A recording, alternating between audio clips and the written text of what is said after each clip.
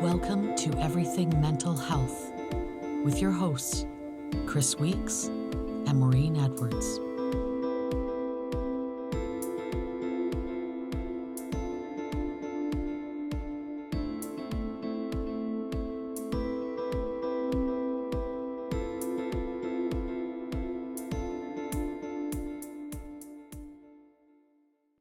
Hi, Chris. Hi, Maureen. We've just been talking about, the attachment styles and then the patterning and how the nervous system is activated. And what was coming to me is, in order for, progress in the self-regulation and changing of the patterns and becoming, a sovereign being, we need to feel safe. We need to feel secure. We need to feel grounded. Yeah. How do we do that, Maureen? Well, I think that's a really good topic, and maybe that's something when people come into therapy or they, have an addiction that they're sort of trying to get their grasp on. What I've noticed is that the number one thing before even going into investigating it, they have to, and trust is all kind of attached to this safety thing as well. It's making that person who's come in for help, making them feel safe, or helping them, maybe this is a better term, helping them find that feeling of safety and security within themselves. Mm-hmm. Yes, and that's one of the keys, I think, in terms of therapy in the first place. Any kind of therapeutic approach, I think that the creation of an environment of safety and predictability is key.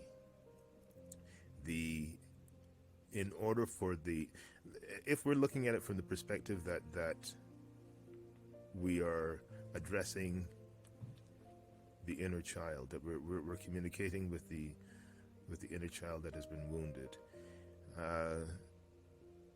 that child isn't trusting the world, isn't trusting the people in that world, and so there has to be a way of creating an environment where the individual can start to recognize their own power, even Yes. their own sense of being, the way in which they have evolved. One of the things in the workshops that I like to do is ask the question, do you remember the first time that you referred to yourself as I? And most people aren't able to remember that, of course, because it sort of automatically kind of became I along the way. But when we first emerged, we weren't an I as such. We were a being. And this being, I believe, is predisposed to a sense of security, a sense of safety, a sense of nourishment, a sense of having its needs met. Yes. So you imagine then, sort of a year goes by, a couple of years go by, in maybe within the second year or so, with repeatedly kind of observing the environment and sponging things in as such. At first, I believe that there's no sense of separation. Even I think that the being is is there, and the environment is all that it is as well.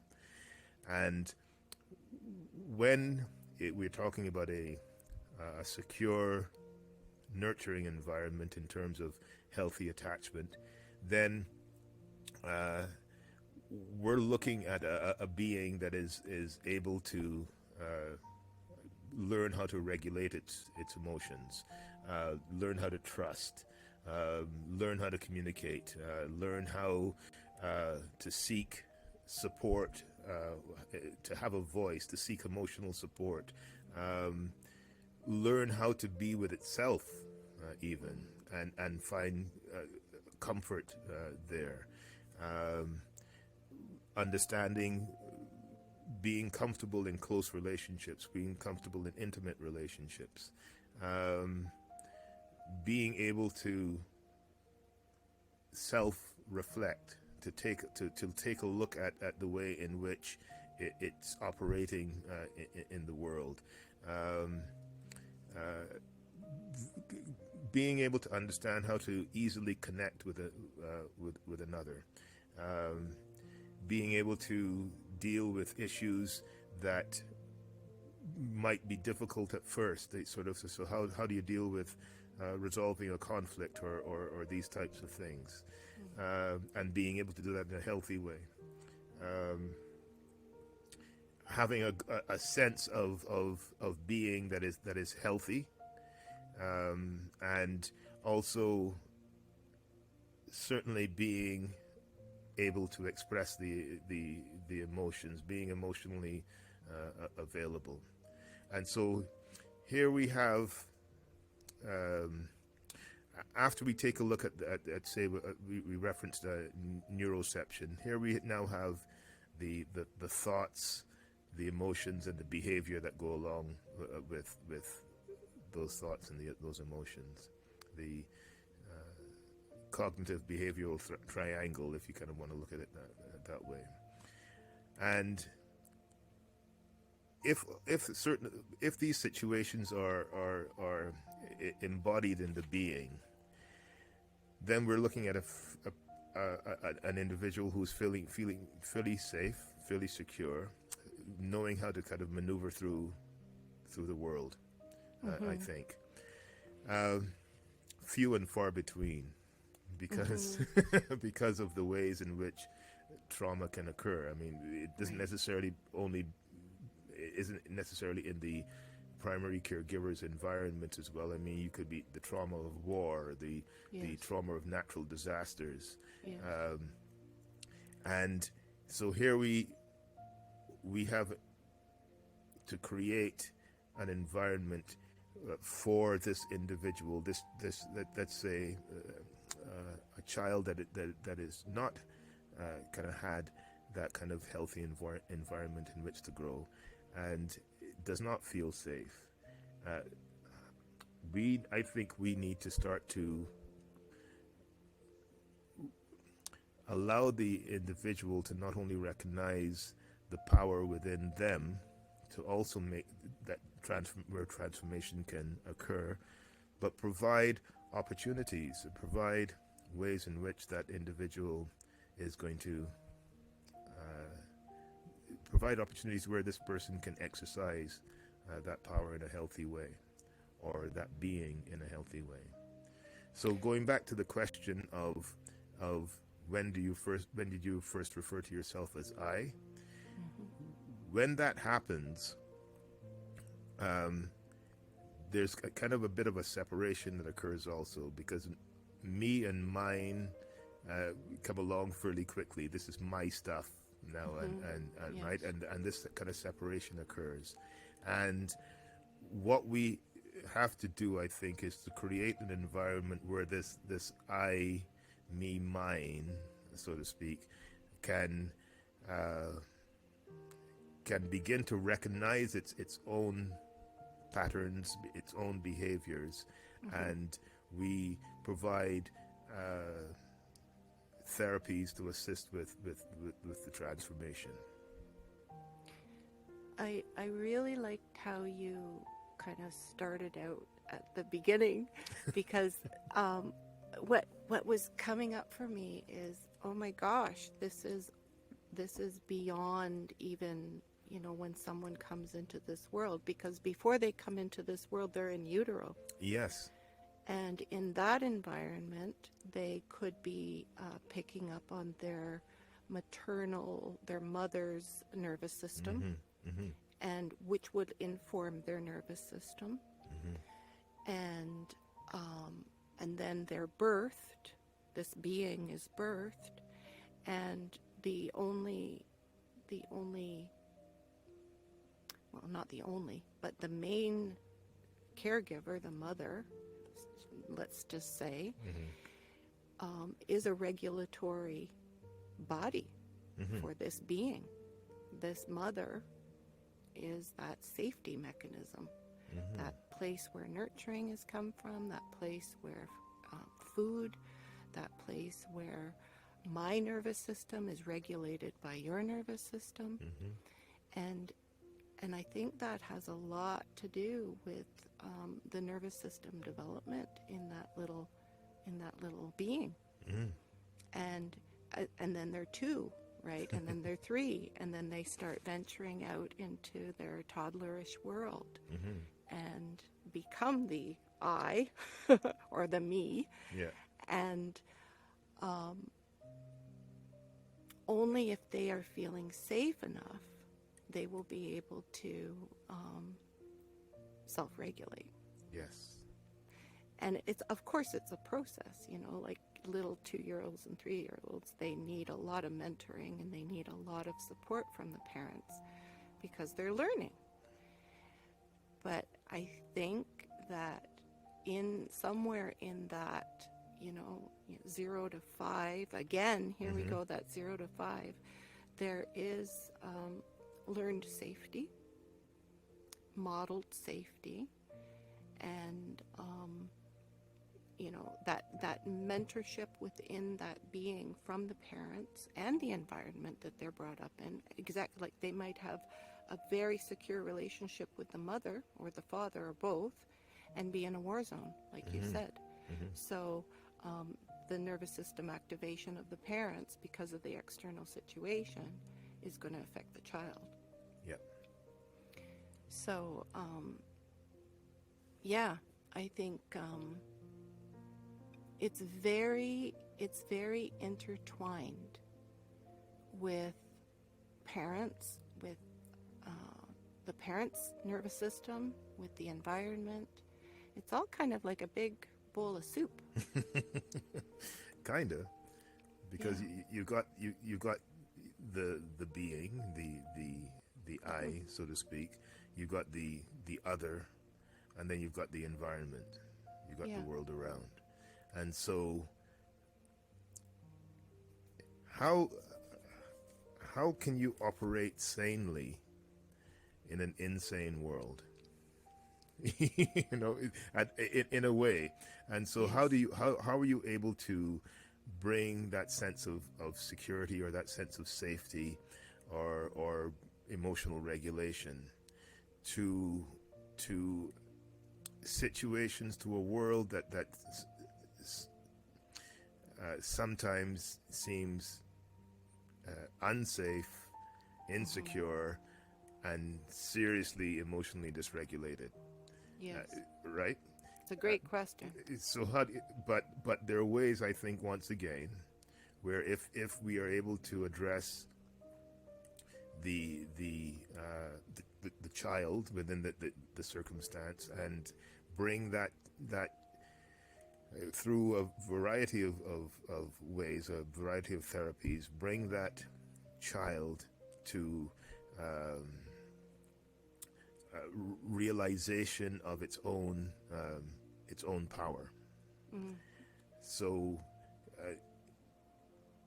childhood trauma and therapy then that addresses this is we can look at the individual who may not have sort of had such positive parenting. The individual's not at a point where quite possibly they can take on the traits of the positive parenting that maybe they did not have, and parent that child in a positive way. And it's not overnight stuff that we're talking. We're talking about some in-depth work that would be required to go through the wound, go through the pain, go through the confusion, all of it, to get to a place where you're understanding, one is understanding a little bit better in terms of how to self regulate, how to recognize situations and be able to not have reactions before there's a process that might take place prior to the reaction.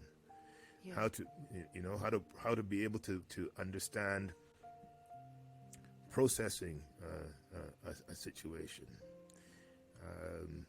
and recognizing, say for example, that most of the thoughts that we have inside of our heads are probably not very good to start with, that we might not want to believe the thoughts that are going on inside of our heads as a result of the ways in which we've been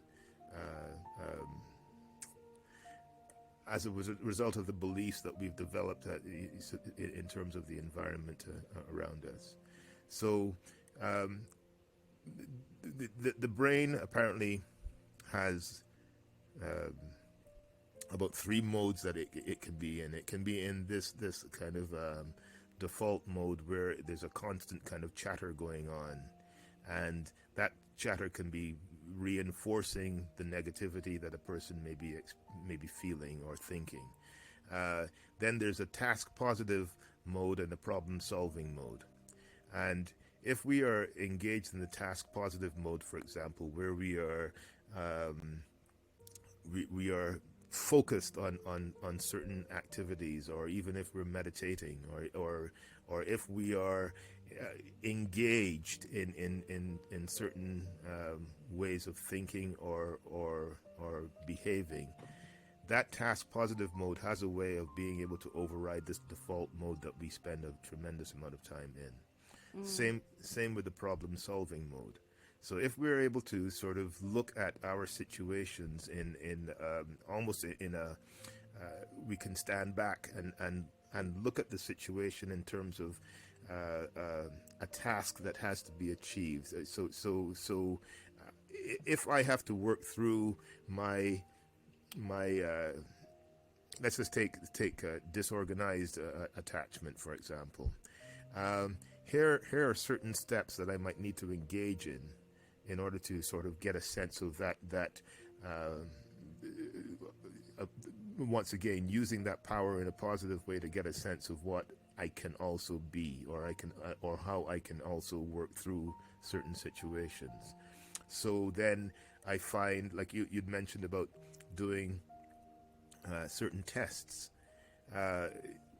As I move along, sort of in this task positive mode or problem solving mode, I can sort of have little milestones of testing as I go along as well, and see where I am in conjunction to where I used to be, and how am I,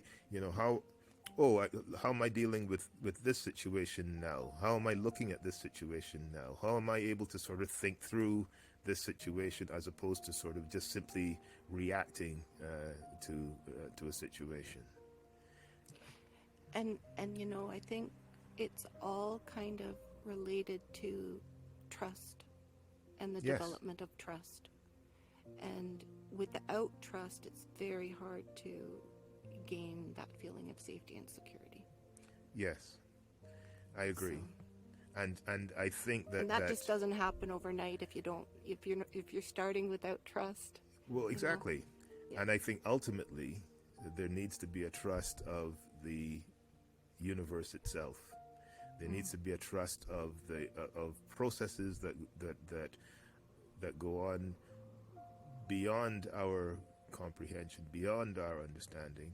But there are things that the universe has been at this for quite a while, it would seem, and does I think quite an amazing job. and we we sometimes have this hubris where we think that we can do things better than the way that the universe has been doing it. Yes. And well, how's that working out for us? Right? Probably not that well. Right. However, there are powerful processes that take place within our world that we see around us every day, that we experience every day. The trillions of cells that contribute to the making up of the being, the interaction that we seamlessly have with nature, the fact that if it weren't for this kind of symbiotic relationship with trees, we might not be. However, it would seem as if this world could operate without us quite well. Yes. So, getting into alignment with these types of understandings, realizing that there's a process going on here that sometimes we have to let it happen. And so this in addictions, there is the talk of, letting go and letting God, for example. And that's quite profound if we really kind of take a look at that. And I'm not talking about a being in the sky that's dictating things necessarily, but certainly there's an energy, there is a force, there's a spirit, there however we want to term it, that regulates things and keeps things in balance. And we, for some reason, kind of try to interrupt that in numerous ways.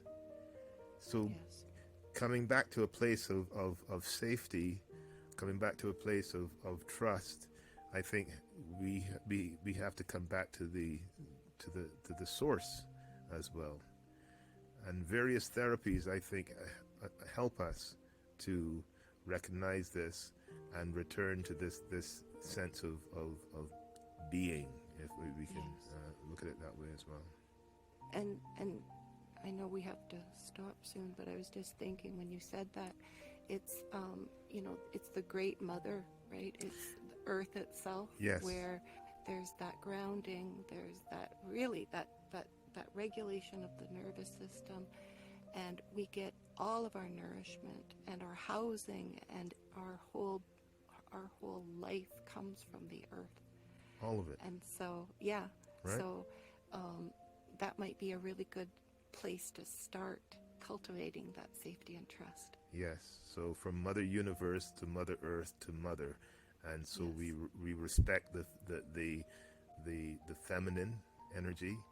We understand the masculine energy, and we work with just the source energy as well. Well, that sounds like another topic. Yeah. Maybe for next time. Okay. Thank you, Chris. Thanks a lot, Maureen.